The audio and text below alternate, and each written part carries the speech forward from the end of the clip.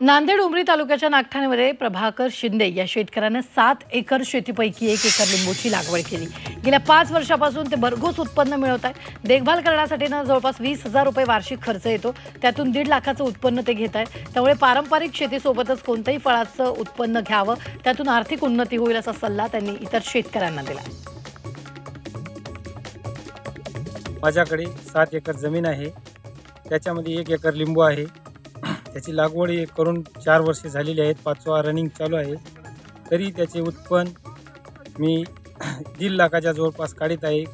एक 10-20 हजार खर्च होत आहे आपला त्याला, लिंबाचा खताला खत। माझा सर्व महाराष्ट्रातील शेतकऱ्यांना एक नम्र विनंती आहे की आपण शेतीचा खर्च थोडका करून शेतीला आपलं उत्पन्न वाढवावे आणि लिंबूची लागवड करावी, ही नम्र विनंती आहे। नाशिकच्या येवला तालुक्यातला उत्तर पूर्व भाग हा तसा दुष्काळी भाग म्हणून गणला जातो। तर या भागातील देवठाणमधील शेतकरी संदीप पवार यांनी कृषी विभागाच्या मार्गदर्शनाखाली शेततळ्याची तसंच ठिबक सिंचन योजनेचा लाभ घेऊन 3 एकर क्षेत्रामध्ये आलनी मिरचीची एकत्र लागवड केली आहे। कोरडवाहू क्षेत्रात अगदी नगदी पिकांची शेती फुलवण्याची किमया त्यांनी करून दाखवली आहे। या संदर्भात शेतकऱ्याशी बातचीत केली आमचे प्रतिनिधी सुदर्शन खिल्लारे यांनी। येवला तालुक्यातल्या देवठाण या ठिकाणी आपण आलेलो आहोत। देवठाण हे गाव येवला तालुक्यातल्या उत्तर पूर्व भागामध्ये येतं।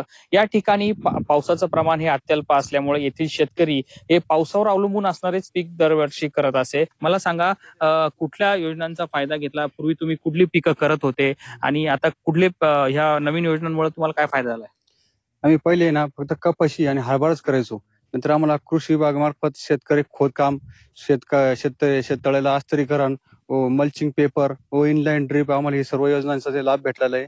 मग या योजनेचा लाभ भेटल्यानंतर आम्ही शेततळे पावसावरती आम्ही भरून घेतले आणि त्याच्यानंतर आम्ही आले आणि मिरची हे मिश्र पीक आम्ही केलेलं आहे। यावर्षी आम्हाला या पिकातून भरघोस उत्पन्नाची अपेक्षा आहे। सोबत आपल्यासोबत कृषी पर्यवेक्षक देखील आहेत। त्यांनी या शेतकऱ्यांना कसं मार्गदर्शन केलं, कुठल्या योजनांचा लाभ त्यांना दिलाय आणि इतर शेतकऱ्यांना ते काय आवाहन करणार हे पण त्यांच्याकडनं जाणून घेणार आहोत। मला सांगा, नेमकी कुठल्या योजनांच्या मार्फत हे तुम्ही यांना मार्गदर्शन केलं?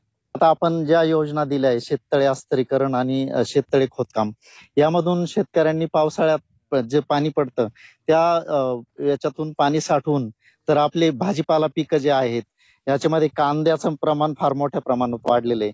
त्याचप्रमाणे आता 1-2 वर्षापासून आपल्याकडे हे आलं आणि मिरची, आता हे मिरची जे आहे इथं आंदरसूलच्या पूर्व पट्ट्यामध्ये हे जे पारंपरिक शेती करणारे शेतकरी तुमच्या योजनांचा फायदा घेऊन आता भाजीपाला पिकांकडे वळाले आहेत। हो, भाजीपाला पिकांकडे वळालेले। त्याचप्रमाणे हे जे अद्रक सारखे पैसे देणारे कॅश क्रॉप म्हणतो आपण, याच्याकडे पण वळालेले आहेत। सुदर्शन खिल्लारे, झी मीडिया, येवला। अमरावती जिल्ह्यातील वांगी उत्पादक शेतकरी संकटात आलाय। वांगीवर किडीचा प्रादुर्भाव झाला असून पतंगळीचं नियोजन नसल्यानं नुकसान झालंय। वांगे झाडावरून खाली पडतायत आणि याचा मोठा फटका शेतकऱ्यांना बसतोय। संपूर्ण परिस्थितीचा वांग्याच्या बागेतून आढावा घेतला आमचे प्रतिनिधी अनिरुद्ध दवाळे यांनी। आलो आहे एका वांगीच्या शेतामध्ये आणि इथे जर पाहिलं तर आपण पतंगडीचं योग्य नियोजन न झाल्यामुळे आता वांगी जी आहे ती गळायला सुरुवात झालेली आहे आणि अशा प्रकारे वांगी जी आहे ती आता पोखरायला पतंगडीने सुरुवात केलेली आहे। आपण इथं पाहू शकतो, ही वांगीचं जे पीक आहे ते झाडावरून गडलेलं आहे आणि आता अक्षरशः हे वांगे जे आहे ते किडलेले आहे आणि ते कीड लागल्यामुळे हे वांगीचं जे पीक आहे ते आता अक्षरशः अशा प्रकारे हे जमिनीवर जे आहे ते पडलेलं आहे। त्यामुळे वांगी उत्पादक शेतकरी जो आहे तो मोठ्या प्रमाणात संकटात सापडलेला आहे। आपण इथे पाहू शकतो, या शेतामध्ये हे जे वांगीचं वांगा आहे हे अशा प्रकारे जे आहे ते किडलेलं आहे आणि याला मोठ्या प्रमाणात कीड जे आहे ते लागलेली आहे। त्यामुळं वांगी उत्पादक शेतकरी जो आहे तो सध्या संकटात सापडलेला आहे, कारण पतंग अळीचं जे नियोजन आहे ते झालेलं नाही आणि कृषी विभागाच्या कर्मचाऱ्यांनी याच्याविषयी मार्गदर्शन जे आहे ते केलेलं नाही। त्याचा मोठा फटका शेतकऱ्यांना बसत असल्याचं इथं पाहायला मिळतंय। व्हिडिओ जर्नलिस्ट ऋषिकेश, मी अनिरुद्ध दवाळे, झी मीडिया, वाघोली, अमरावती। कपाशी साठवणीसाठी जागा नसल्यानं वाशिम जिल्ह्यातील सीसीआयचे कपाशी खरेदी केंद्र बंद आहे। जिल्ह्यातील मंगळुरूपीर, कारंजा आणि मानोरा तालुक्यांमध्ये खरेदी केंद्रावर मोठ्या प्रमाणात कपाशीची आवक वाढली आहे। त्यामुळे साठवणुकीसाठी जागा नसल्यानं गेल्या 4 दिवसांपासून ही खरेदी प्रक्रिया थांबवण्यात आली आहे। या परिस्थितीमुळे शेतकऱ्यांना आर्थिक नियोजनासाठी कापूस कमी दरानं खासगी व्यापाऱ्यांना विकावा लागतोय। त्यामुळे कापसाच्या साठवणुकीसाठी तातडीनं उपाययोजना करून कापूस खरेदी केंद्र पूर्ववत सुरू करण्याची मागणी शेतकऱ्यांनी केली आहे। सोयाबीनला दर नसल्यामुळे आम्हाला कापूस विकण्याची आवश्यकता आहे। तरी 4 ते 5 दिवस झाले कापूस खरेदी केंद्र बंद आहेत. हे लवकरात लवकर चालू करावे हे आमची सरकारला तातडीची मागणी आहे. आमचे व्यवहार कसे धकवावे हे आम्हाला काळजी पडलेली आहे. 21व्या शतकाकडे धावणाऱ्या जगात महासत्ता होण्याचं स्वप्न उराशी बाळगणाऱ्या देशात मात्र लातूर जिल्ह्यात आजही शेतकऱ्यांना आपल्या शेताकडे जाण्यासाठी पाण्यातून कढईमध्ये बसून जावं लागत असल्याचं चित्र आहे. शेतमाल घरी आणता येत नसल्यानं अधिकचा खर्च करून इतरत्र बाजारपेठेत न्यावा लागतोय. ही व्यथा निलंगा तालुक्यातील गुंजरगा येथील शेतकऱ्याची असून पर्यायी पूल किंवा व्यवस्था प्रशासनानं करून देण्याची मागणी आता शेतकऱ्याने केली.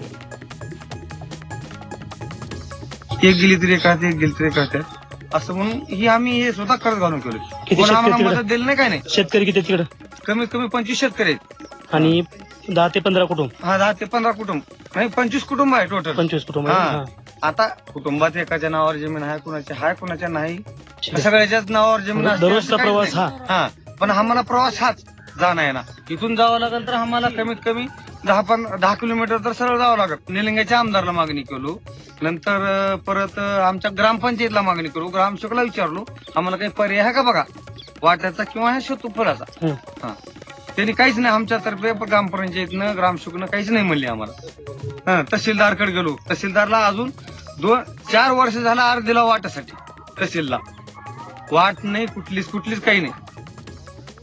सोलापूरच्या करमाळा तालुक्यात कुकडी कालव्याचं रब्बी आवर्तन सुरू झालंय आणि आमदार नारायण आबा पाटील यांच्या मागणीनंतर 5 वर्षात पहिल्यांदाच रब्बी पिकांसाठी डावा कालवा आणि चिलवडी शाखेतून पाणी सोडण्यात आलंय. करमाळा तालुक्यात कुकडीचं आणि पाणी आल्यानं शेतकरी समाधानी आहे. जालना कृषी उत्पन्न बाजार समितीत मोसंबीचे भाव चांगलेच कोसळले. जालन्यातील मोसंबीला दिल्ली, हरियाणा, वाराणसी, जयपूर याबरोबरच उत्तरेकडील राज्यात मोठी मागणी असते. पण सध्या थंडीत मोसंबीची आवक खूप वाढली, त्यामुळे 35,000 रुपये प्रति टन भाव मिळणाऱ्या मोसंबीला आता फक्त 8 ते 14,000 रुपये प्रति टन भाव मिळतोय. त्यामुळे मोसंबी उत्पादक शेतकरी निराश झालाय.